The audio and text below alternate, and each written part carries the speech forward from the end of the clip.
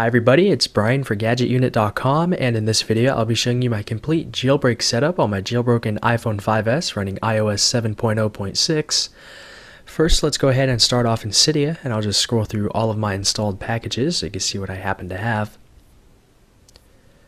So I do have a lot, way more than I used to have back in the day with my iPhone 3G, but I do like my setup. The phone doesn't run too much slower than it did before, and here are all of my Cydia repos if you're interested in seeing those. I've already taken a screenshot of all of my packages so that I could quickly come back to the Photos app so I know which one to talk about next, because I will be going over these in alphabetical order. So let's go ahead and start out with Activator. I'm currently, that tweak is currently set up with just one activation method, so 3-finger spread from anywhere will go ahead and lock my device.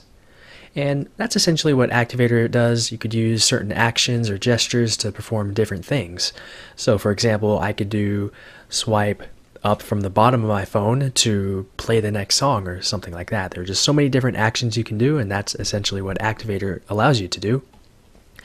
Next up, I have App Sync for iOS 7, which is what allows you to sync, I'll be frank here, cracked apps. I mean, seriously, that is what people use App Sync for. That's what people use Zeusmos for and those types of applications. I don't have any cracked apps installed. I haven't had a cracked app installed in months. If I did have one installed, it would be because I'm testing it, debating whether or not I want to pay full price for it. Apple is pretty lenient when it comes to refunds, so that's something to consider as well. But I do have that here just in case there's an app that I'd like to try, something brand new, etc. Next up, I have OXO 2, which is a fantastic reimagined task switcher. So if I swipe up on the bottom of my phone, here is the OXO 2 interface.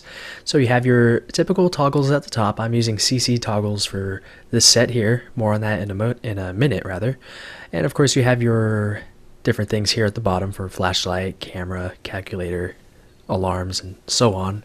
And here is your multitasking interface, pretty much the same as the standard one, but you have it right here. You could swipe down on an app to go back into it. You could swipe up to get rid of it. If you're at your home screen here, you could swipe up and you could close all of the apps. So that's nice. If you are listening to a song, you could have your album art displayed here and so on. I've done a dedicated video on this tweak in the past, so you could go ahead and check that out. Oh, also for OXO 2, if you swipe up from the bottom right when you're in an app, it'll close it. And there's also a quick switcher here. So I usually use this for swapping back and forth between apps. So if I want to go to settings, back to photos, back to settings, you can quickly do that. Next up, I have Browser Changer, which allows me to open any link within whatever browser I want. So in this case, I'm using Chrome over Safari. Next up is CC Hide, which allows you to hide sections of Control Center, which I've already done here. If I go to my lock screen, that would be a better example. So here you can see that I hid the part where you could choose your AirPlay things. The media player controls are missing, and those things will show up when they're needed. But since I'm not connected to a network that has AirPlay devices, or since I'm not listening to music, it's pointless to have those options there. Next up is CC Settings, which adds more toggles for iOS 7's Control Center, which I've already showed you. These are those up top. You can customize which ones you want, where they would be located, and this is my set, so these three are always my most used ones. Bluetooth occasionally, airplane mode, I just flick it on and off whenever I need to test or check something. Mobile data, LTE, this takes a screenshot, this restarts your device, and that one resprings, so that's essentially what CC Settings does. Comm Center Patch for iOS 7 allows you to modify your carrier's bundles or your carrier settings. If you would do that without this installed, those settings basically won't be executed. So I'm not going to say which one I'm using now, but that's essentially what this does. Next up is nothing there. Fake Time Warner. So if I didn't have that installed and I open up the Time Warner Cable TV app, if I didn't have that tweak installed, it would say that this device is jailbroken and it would not continue further. So it looks like there was a bug there with OXO 2. The controls are moved up. So next up we have Flip Switch. No, that's not an actual tweak that the users would use. Next is Gridlock 2, which allows you to place your icons anywhere on the grid, which you can see that I'm doing here. So I'll just go ahead and move one around. If I want to put it in the upper right corner, I can do that. Over here, I can do that as well. So that's basically Gridlock 2.0. Next up is hidden setting 7. So what this allows you to do is quickly access the internal springboard settings, and of course I can only access that from my lock screen for now, which is pretty much where I would usually access it anyway. So this brings up the internal springboard settings that were discovered not too long ago, or actually it was quite a while ago, almost this time last year I believe. But you could just change some behind the scenes things with springboard. So for instance, screen fade animation, I have the backlight duration lowered so that when I try to wake my phone, the screen turns on faster. If I put my phone to sleep, it'll go to the screen will fade down faster as well. I've increased the animation speeds simply by bringing slow factor down all the way, and I believe those are the only options that I've made from the internal springboard settings. So let's go back and see what is next. We have iBattery info. I'm not going to demonstrate that now because I would have to actually plug in my phone and I don't have a cable near me, but it would bring up a pop-up window that gives you information on your battery's current capacity, the full capacity, the battery life, or the battery health life, I guess, things like that.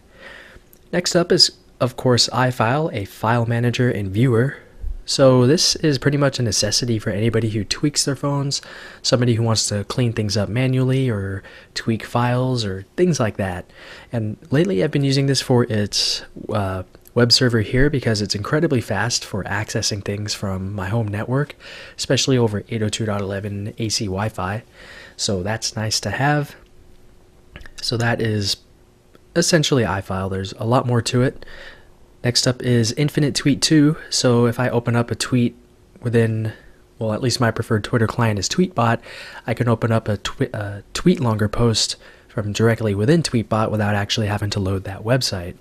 And of course you can go ahead and post things or post long tweets to TwitLonger from right within your Twitter client. Next up is Local IAP Store, which gives you cracked in-app purchases. None of the applications I have installed utilize this. Next up is Messages Plus, which allows me to quickly reply to messages.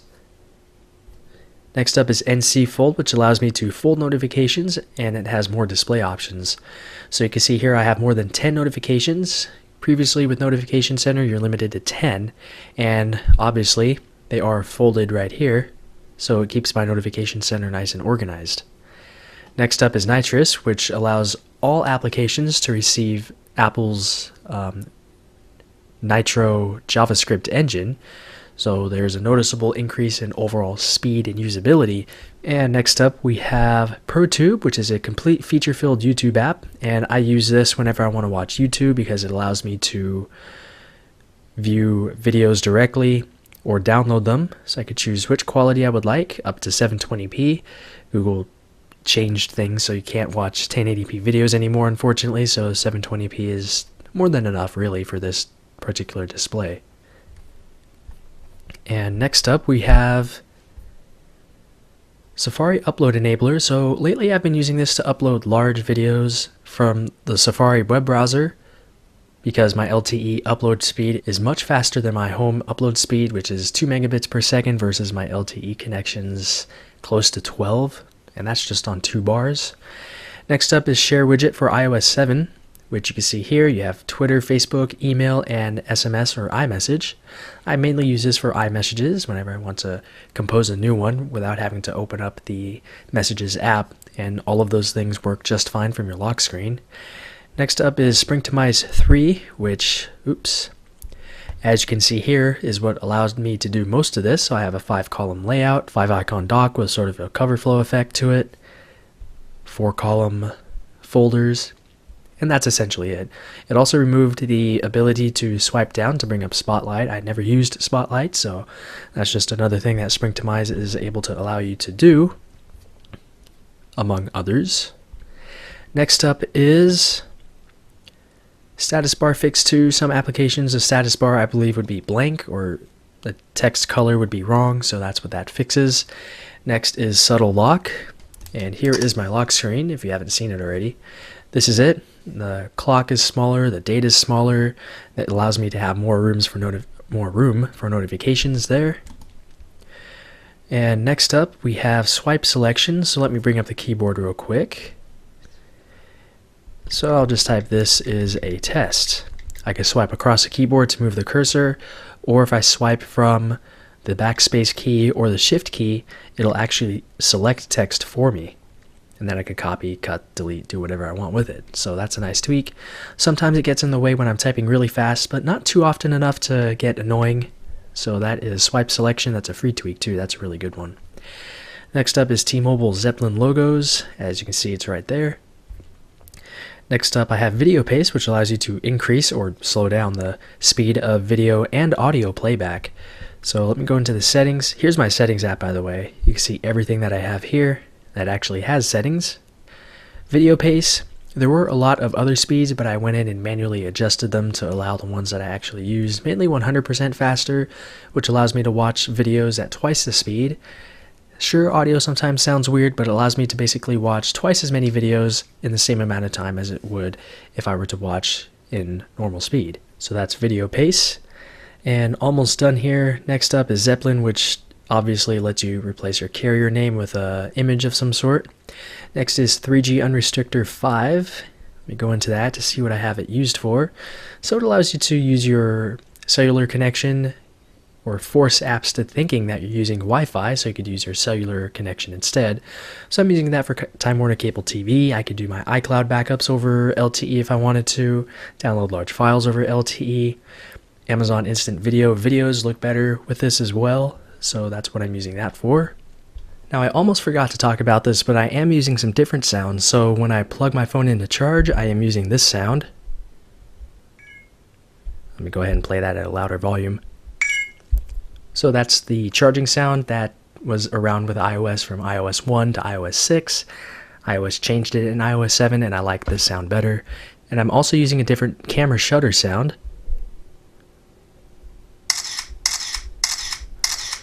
And that sound actually came from an iOS 4 beta, I think, from back in the day, and it was only available in that particular beta. Apple removed it in every other beta, and of course it's not in the public versions of iOS, so I was able to find that file again and use it, and I like that sound a lot better. And that is it. So those are all of the tweaks and my complete iPhone 5S jailbreak setup. And before I go, I just wanted to mention that once iOS 8 Beta 1 comes out, if there are enough interesting changes in iOS 8, then I'll go ahead and actually risk losing my jailbreak, and I'll go ahead and try that out. Last year I lost iOS 6, my jailbreak setup there, for the iOS 7 betas, which for the most part I enjoyed, except for the slow animations. I actually went back to iOS 6 for a while before going back to a later or latter iOS 7 beta. So anyway, if you have any comments, questions, or feedback about this or anything else, feel free to leave those down below in the comments area. But that's it with the video, so thanks a lot for watching, and I'll talk to you all very soon.